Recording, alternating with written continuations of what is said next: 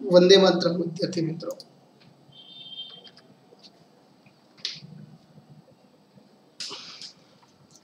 Chapter number 12 thermodynamics. बराबर, बहुत सरस मजाનું અને એકદમ સાદું ચેપ્ટર છે। જેટલું ગુજરાત બોર્ડનું છે JEE માં પૂછાતું હોય છે અને ઈઝીલી તમે કામ કરી શકો છો।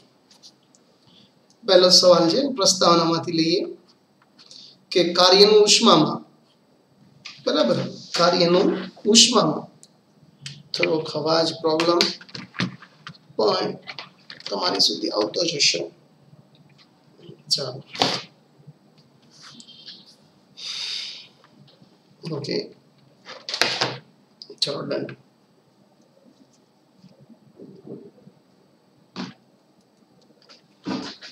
કાર્યનું ઉષ્મામાં અને ઉષ્માનું કાર્યમાં રૂપાંતર થતું હોય એવી એક પ્રક્રિયા લખો। આપણે શિયાળામાં બે હથેળીઓ ઘસીએ ત્યારે ગરમ અનુભવો છો, બરાબર, એટલે કાર્ય કર્યું। અહીં હથેળી ઘસવામાં થયેલા કાર્યથી ઉષ્મા ઉત્પન્ન થઈ। બીજું એક એક્ઝામ્પલ આ થયું। બીજું એક્ઝામ્પલ, વરાળ યંત્ર એટલે કે સ્ટીમ એન્જિન, પાણીની વરાળ અને ઉષ્મામાં ઉમેરો કરવામાં આવે તો પિસ્ટનની ગતિ થાય અને ગતિના કારણે કાર્ય મળે, જેથી ટ્રેનના પૈડા ફરે। એટલે ઉલટું થઈ ગયું, એટલે થયું ને, કાર્યનું ઉષ્મામાં અને ઉષ્માનું કાર્યમાં। ઉષ્માથી પિસ્ટન ગતિ કરે નથી, કાર્ય પાછું મળી ગયું આપને। બીજું, પ્રાચીન સમયમાં ઉષ્મા કયા સ્વરૂપે મનાતી હતી તે સમજાવો। બહુ સિમ્પલ સવાલ છે। ઉષ્મા અંગે આધુનિક ખ્યાલ પહેલા ઉષ્મા એ સમાન એક પ્રકારનું મિશ્ર અદૃશ્ય પ્રવાહી સ્વરૂપે માનવામાં આવતી, જેને કેલરીક કહેતા, જે પદાર્થમાં રહેલા છિદ્રોમાં ભરાઈ જતી હતી। ગરમ ઠંડા પદાર્થો એકબીજાના સંપર્કમાં આવે ત્યારે પ્રવાહીમાં ઠંડા પદાર્થથી ગરમ પદાર્થ તરફ વહેતી, બરાબર, એ કમ્પ્લીટ વસ્તુ છે। બીજું, ઉષ્મા એ કેલરી સ્વરૂપે એના તાપમાન, કેલરીક સ્તરો એટલે તાપમાન થાય, સમાન, બરાબર, ઉષ્મા વહે છે। સિમ્પલ કન્સેપ્ટ છે, આવા બધા તમને આ ફાવે છે। શરૂઆતમાં આવું બધું છે, ધીમે ધીમે લઈ લઈએ। આધુનિક ખ્યાલ મુજબ ઉષ્મા એ ઉર્જાનો એક પ્રકાર છે અને તેમાંથી કાર્ય રૂપાંતર થાય છે તે દર્શાવતો પ્રયોગ, બરાબર, તો એકદમ ઈઝી છે।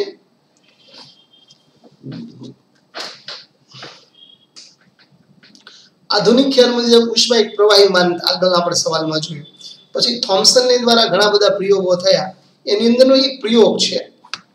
આ પ્રયોગની અંદર એ લોકોએ એવું જાણવા મળ્યું, બરાબર, આ પ્રયોગ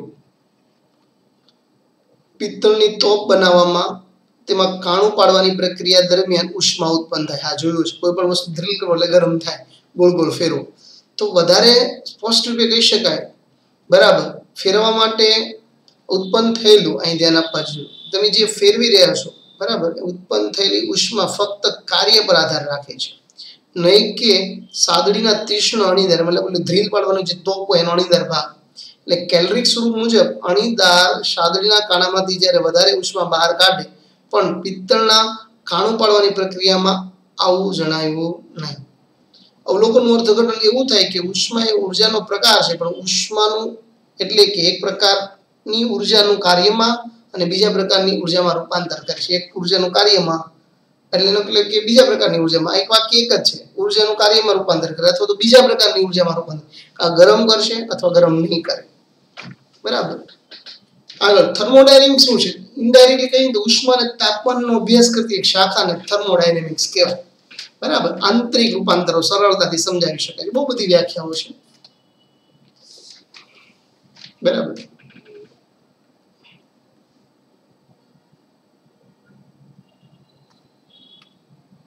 જો થર્મોડાયનેમિક્સ એટલે શું? જે શાખામાં ઉષ્મા અને તાપમાનના સિદ્ધાંતો તથા ઉષ્મા અને ઉર્જાના બીજા પ્રકારના વચ્ચે આંતરિક રૂપાંતરો સાથે સંકળાયેલી શાખાને થર્મોડાયનેમિક્સ કહેવાય। જે ભૌતિક વિજ્ઞાનની શાખામાં ઉષ્મા અને ઉર્જાના બીજા સ્વરૂપ થતા હોય, બરાબર, રૂપાંતરો, શરત અનુસાર જરૂરી યાંત્રિક અભ્યાસ કરવામાં આવે તેવી શાખાને પણ થર્મોડાયનેમિક્સ કહેવાય. થર્મોડાયનેમિક્સ એક પ્રકારનું સ્થૂળ વિજ્ઞાન છે. સ્થૂળ વિજ્ઞાન એટલે કે દબાણ, કદ અને તાપમાન જેવી રાશિ પર કામ કરતું હોય એને સ્થૂળ કહેવાય. સ્તર ઉપર કામ કરતું, સૂક્ષ્મ એટલે કણ સુધી કામ કરતું હોય. બરાબર, દબાણ, કદ, તાપમાન સાથે કામ કરતું હોય. સ્થૂળ તંત્ર સાથે કામ પારવા પડે છે. દ્રવ્યની આણ્વિક રચના સુધી ઊંડાણમાં જતું નથી, એક સ્તર સુધી જાય. થર્મોડાયનેમિકનું અર્થતંત્ર તંત્રની થોડીક સ્થૂળચલ રાશિઓ સાથે સંકળાયેલી જે સીધી માપી શકાય. ઉદાહરણ તરીકે કોઈ વાયુનું સૂક્ષ્મ અર્થઘટન કરવામાં આવે તો વાયુ શેનો બનેલો છે, તો અણુનું સ્થાન અને વેગના મૂલ્ય માપવા જોઈએ. હમણે કીધું હતું સ્થૂળચલ રાશિ જેમાં દબાણ, કદ, તાપમાન, દળ, મિશ્રણ માપે અમુક મર્યાદાથી માપી શકીએ છીએ, એ બધી વસ્તુને સ્થૂળ કહેવાય. ઇનડાયરેક્ટલી એટલું કહેવું શકાય જે શાખામાં ઉષ્મા અને તાપમાનના સીધાના ઉષ્મા ઉર્જાને એકબીજામાં આંતરિક રૂપાંતર થતા એ શાખાને શું કહેવાય? શાખા એટલે ફિલ્ડ, ક્ષેત્ર, જે મિકેનિક્સ, ઇલેક્ટ્રિકલ છે એ બધું. યંત્રશાસ્ત્ર અને થર્મોડાયનેમિક્સ વચ્ચેનો ભેદ બહુ સુપર સવાલ છે. યંત્ર એટલે મિકેનિક્સ અને થર્મોડાયનેમિક્સ. બરાબર.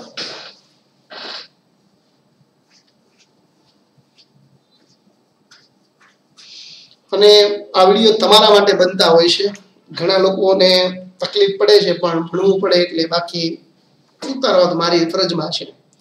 યંત્રશાસ્ત્ર મુખ્યત્વે બળો કે ટોર્કની અસર હેઠળ ગતિ કરતા કણો કે પદાર્થનો અભ્યાસ કરવામાં આવે જેને મિકેનિક્સ કહેવાય. બરાબર, મિકેનિક્સ યંત્રશાસ્ત્ર વ્યાખ્યા જાણો છો તમે. થર્મોડાયનેમિક્સનો અભ્યાસ કરવા માટે કરવાનો હોય તે ભાગમાં થર્મોડાયનેમિક તંત્ર કહેવાય. જોયું, ક્લિયર વસ્તુ છે.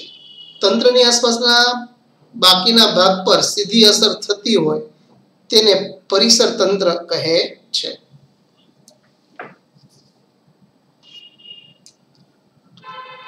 થર્મોડાયનેમિક્સમાં તંત્રની યાંત્રિક સ્થૂળ અવસ્થા સાથે લેવા દેવા હોય છે. જોયું, સ્થૂળ અવસ્થા જે સમગ્ર તંત્રની ગતિ સાથે કોઈ લેવા દેવા હોતા નથી. દાખલા તરીકે તમને આ હું સમજાવે છે સાહેબ આ જે મુદ્દો છે, તો જો જ્યારે એક ગોળી બુલેટ બંદૂકમાંથી છોડવામાં આવે ત્યારે ગોળીની ગતિ ઉર્જા એ યાંત્રિક અવસ્થા બદલાણી, સ્થિર સ્થિતિમાંથી ગતિમાં આવ્યું, પણ તેનું તાપમાન બદલાતું નથી. પણ જ્યારે ગોળી લાકડાના પોકમાં ખૂસે, અમુક અંદર કાપીને અટકે ત્યારે તેનું ગતિ ઉર્જામાં કેમાં રૂપાંતર થાય? ઉષ્મા ઉર્જામાં રૂપાંતર થાય. ત્યારે ગોળી અને લાકડાનું તાપમાન બદલાય છે, સવાલ જ નથી. આમ તાપમાન અને બુલેટની આંતરિક ગતિ ઉર્જા સાથે સંકળાયેલી છે, નહીં કે બુલેટની ગતિ સાથે. સવાલ જ નથી. બુલેટની ગતિ સાથે નથી, જ્યારે ગતિમાં ત્યારે ગરમ થવું જોઈએ ને, પણ નહીં, એની આંતરિક અસ્તવ્યસ્તના કારણે, બરાબર, એની કણો અંદરના જે કણો છે એના કારણે એની અંદર સંકળાયેલું છે. શૂન્ય ડાયનેમિક્સનો શૂન્ય ક્રમનો નિયમ તમે જાણો છો. પહેલા જ્યારે આ બધા નિયમો શોધાતા હતા ત્યારે પહેલો અને બીજો નામ અપાઈ ગયા, પણ પાછળથી ખબર પડી કે આ નિયમ તો એના પહેલા હોય છે સંતુલનનો. એટલે પછી 1 2 આપ્યા પછી કોઈ નંબર હતો નહીં, એટલે એને આપણે શૂન્ય ક્રમનો નિયમ કહીએ છીએ. બરાબર. આવી તમે કેમિસ્ટ્રીમાં પણ હિસ્ટ્રી ભણ્યા છો, સારો છે, આઈએમપી છે, માત્ર આકૃતિ પરથી ધ્યાન આપવાનું છે. તંત્ર એટલે વસ્તુ, બોડી, પરિસર એટલે વાતાવરણ એકબીજા સાથે તાપીય સંતુલનમાં છે કે નહીં તે જાણવા માટે કોઈ ત્રીજા તંત્રનો ઉપયોગ કરી શકાય. 3 આપ્યા છે, જો સી, એ અને બી. તમે જો સી, બી અને એ આટલી વસ્તુ છે. તંત્ર એ, બી અને ઉષ્મા અવાહક દિવાલ વડે જુદા પાડેલા છે. જો આકૃતિ 1 માં એ અને બી ઉષ્મા અવાહક દિવાલ વડે જુદા પડ્યા છે. ઉષ્મા અને ઉષ્મા વાહક, જો બરાબર. અને તંત્ર સી સાથે ઉષ્મા વાહક દિવાલ વડે સંપર્કમાં છે. અહીંયા વાહક છે અને અહીંયા અવાહક છે. અવાહક અને જો એટલે એમાંથી ઉષ્મા, આમાંથી ઉષ્મા આમાં ન જાય, હા આમાં જઈ શકે, આમ, બરાબર. બીજામાં અવાહક દિવાલની જગ્યાએ ઉષ્મા વાહક દિવાલો રાખવામાં આવે અને જો સી અને એ બી વચ્ચેની અવાહક દિવાલ વડે અલગ કરવામાં આવે તો જુદા પાડવામાં આવે. જો હવે આ બે ની અંદર ઉર્જા આમાં જઈ શકે છે, પણ આની ઉર્જા આમાં નથી જતી ઉપર તરફ. સમજાય છે? ચલો, એટલું બધું ખબર પડી. બસ આકૃતિમાં દર્શાવ્યા પ્રમાણે લખવા મળે. આકૃતિમાં દર્શાવ્યા પ્રમાણે તંત્ર એ ને બી, પહેલા બે, આગલી આકૃતિ છે આકૃતિમાં, એમાં પહેલા બે તંત્ર ઉષ્મા અવાહક દિવાલ છે, ખસેડી શકે, વડે જુદા પાડે છે. બંને તંત્ર એકબીજા તંત્ર ધ્યાન આપવા જેવી વાત છે. બરાબર. હવે તંત્ર સી સુવાહક દિવાલ દ્વારા જુદા પાડો અને સમગ્ર રચના અવાહક દિવાલો વડે રાખેલી છે. આખી રચના પછી અવાહકથી ભળી બંધ કરેલી છે. તંત્રોની અવસ્થાઓ જ્યાં સુધી બંને તંત્ર એ બી અને સી સાથે તાપ્ય સંતુલનમાં ન આવે ત્યાં સુધી બદલાતી રહેશે. આમ ધારો કે એ અને બી તંત્ર વચ્ચે પાકની દિવાલની જગ્યાએ ઉષ્મા અવાહક દિવાલની જગ્યાએ ઉષ્મા વાહકની દિવાલમાં મૂકવામાં આવે. સી તંત્રને એ બી તંત્રની ઉષ્મા અવાહક દિવાલ વડે જુદા પાડવામાં આવે તો આકૃતિ બી માં દર્શાવ્યા મુજબ ત્યારે એવું જણાય કે એ અને બી તંત્રની અવસ્થાઓ બદલાતી નથી. બરાબર. જો એ અને બી વચ્ચે અવાહક દિવાલ, ચોખ્ખું કીધું છે, એ અને બી વચ્ચે અવાહક દિવાલ અને વાહક દિવાલ મૂકવામાં આવે ત્યારે સી તંત્ર એ અને બી માંથી ઉષ્માનું અવાહક દિવાલ જુદા પાડવામાં આવે પણ આકૃતિ બી માં દર્શાવવામાં એવું જણાય છે કે એ અને બી તંત્રની અવસ્થા બદલતું નથી. બરાબર. એટલે કે નો ખબર પડી ગઈ તો એકબીજા સાથે તાપીય સંતુલનમાં હોય છે જે થર્મોડાયનેમિકના શૂન્ય ક્રમનો નિયમ આધાર રાખે છે. આથી નીચે મુજબ નિયમ લખી શકાય. નિયમ આ છે આપણો: બે તંત્રો સ્વતંત્ર રીતે કોઈ ત્રીજા તંત્ર સાથે તાપીય સંતુલનમાં રહેલો હોય એનું બીમાં જાય બીનું જાય એટલે હરભર થાય નહીં ત્યાં સુધી તો તેઓ એકબીજા સાથે પણ તાપીય સંતુલનમાં હોય છે. શૂન્ય ક્રમનો નિયમ કે ત્રણ એકબીજા સાથે થાય તો થર્મોડાયનેમિકનો પ્રથમ અને બીજા નિયમનો સૂચવ્યા બાદ 1971 માં RH રાઉફલે શૂન્ય ક્રમનો નિયમ આપ્યો. શૂન્ય ક્રમનો નિયમ સ્પષ્ટ દર્શાવે કે જ્યારે બે તંત્ર એ અને બી સંતુલનમાં હોય એવી કોઈ ત્રીજી ભૌતિક રાશિ હોવી જોઈએ કે જેનું મૂલ્ય બંને તંત્ર માટે સમાન થાય છે. બરાબર. આ ચલ ભૌતિક રાશિ જેનું મૂલ્ય તાપીય સંતુલન હોય તેને તાપમાન કહેવાય છે. બરાબર. તાપીય સંતુલન હોય ચલ ભૌતિક રાશિ જેનું મૂલ્ય તાપીય સંતુલન હોય એને તાપમાનની વ્યાખ્યા એક નવી પાછી નીકળી. એ અને બી બંને તંત્ર સી સાથે સંતુલનમાં હોય તો આ બંને વાત કરો એટલે તાપીય આ નિયમ પરથી નિષ્કર્ષણ છલકે તાપમાન નામની એક અગત્યની ભૌતિક રાશિ અસ્તિત્વમાં આવી આના આધારે. બરાબર. જસ્ટ માહિતી હતી. આગળ વધીએ. તાપમાનનો ખ્યાલ. શૂન્ય ક્રમનો નિયમ આપણા તાપમાનના સિદ્ધાંત તરફ દોરી જાય છે. તાપમાન એ પદાર્થના ગરમપણા કે ઠંડાપણાની અવસ્થા દર્શાવે છે. કોઈ પદાર્થ જાડો હોય ગરમ છે કે ઠંડો એના તાપમાનના આપણા તફાવતના આધારે કહી શકીએ. જ્યારે બે પદાર્થ એકબીજાના સંપર્કમાં મૂક્યા હોય ત્યારે ઉષ્મા વહનની દિશા નક્કી કરે.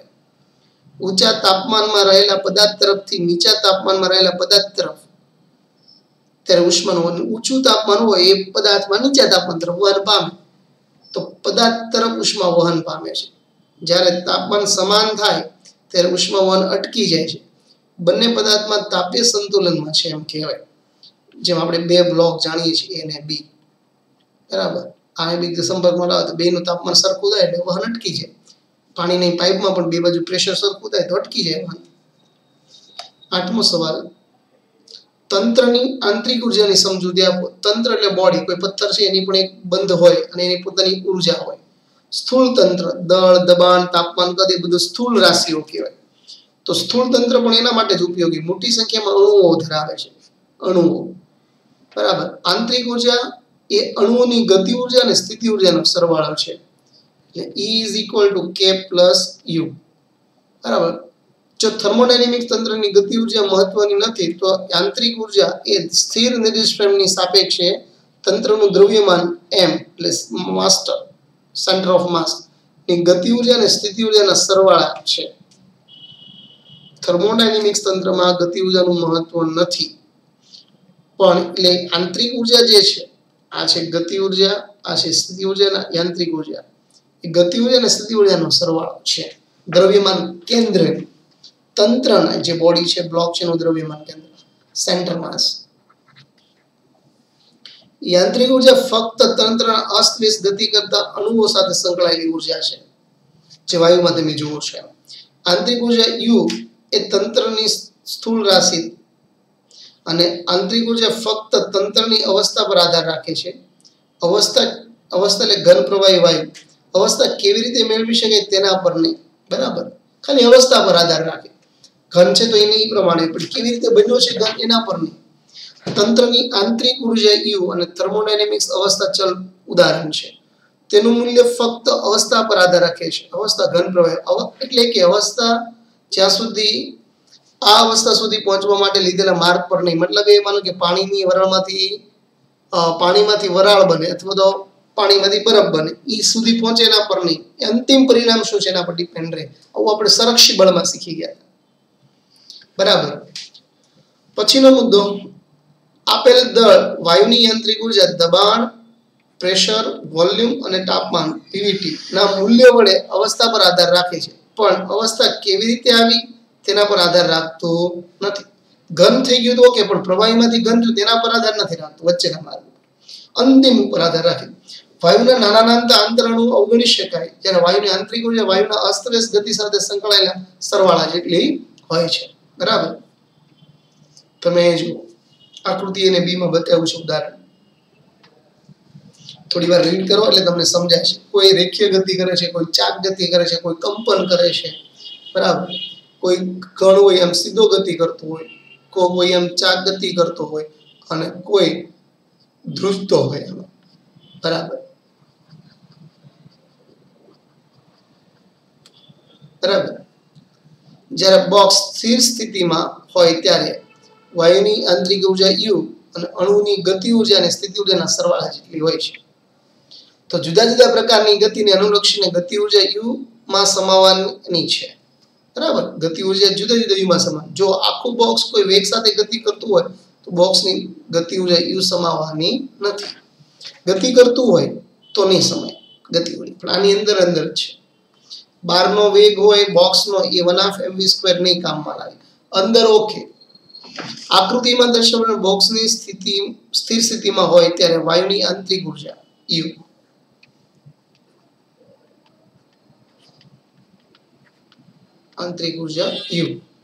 અને અણુની ગતિ અને સ્થિતિ ઉર્જાનો સરવાળા જેટલી હોય છે. આની આંતરિક ઉર્જા હોય એ K + U, એટલે U એટલે આપણે જે કહીએ છીએ એટલે આપણે તમે કેપિટલ E પણ કહી શકો કેવું હોય તો. બે U નો ભેગા થાય તો આને ડેશ એ કહેવાય. બરાબર. આકૃતિ બી માં જો વાયુ ભરેલું બોક્સ અમુક વ્યક્તિ ગતિ કરતું તો બોક્સની ગતિ ઉર્જા વાયુની આંતરિક ઉર્જા U માં આની ગતિ ઉર્જા હોય, બોક્સની જ ગતિ હોય. કણની ગતિ અલગ વસ્તુ છે. બોક્સની ગતિ જે આ સૂત્રમાં છે એમાં સામેલ થવાની નથી. કોઈ તંત્રની આંતરિક ઉર્જા બદલાવવા માટેનો ઉપાયો તમારી સમક્ષ. આંતરિક ઉર્જા બદલવી છે. આંતરિક ઉર્જા શું છે? બંધન ઉર્જા છે પ્રકારની. ઉષ્મા અને કાર્ય તંત્રના ઉર્જા વહનના અલગ પ્રકારો છે. જો ઉષ્મા અને કાર્ય બે વસ્તુ અલગ છે. બરાબર. એકબીજાની સાથે રૂપાંતરિત બને થતી હોય, પણ ઉર્જા વહન ના કાર્ય અલગ છે બંને માટે. આ મગજમાં યાદ રાખો. આંતરિક ફેરફાર માટે જવાબદાર છે. આકૃતિ એમાં જો ઉષ્મા એ તંત્ર અને પરિસરના તાપમાનના તફાવતના કારણે ઉર્જાનું વહન કરે. બરાબર. પરિસર અહીંથી જુઓ. બરાબર. બી આકૃતિ ઉપર અહીંયા કાર્યને બીજી રીતે જોવો તો પિસ્ટન ઉપર નીચે સ્થાનાંતરિત થવાથી વજનનો ફેરફાર કરાવી ઉર્જાનો વિનિમય થાય. તો તાપમાનના તફાવતની જરૂર નથી. અહીં વજન તમે ફેરફાર કરો વજન તો આ પિસ્ટન અપ જશે અથવા ડાઉન જશે તો પણ થઈ શકે. તો અહીંયા ઉર્જા વિનિમયની જરૂર પડતી નથી. આખું ક્લિયર કટ એટલું ઉદાહરણ અને આટલા ઉદાહરણમાં તમે સમજી શકો છો. બરાબર. એ વાંચો એટલે તમને અંદાજ આવશે ઘણો બધો. બરાબર.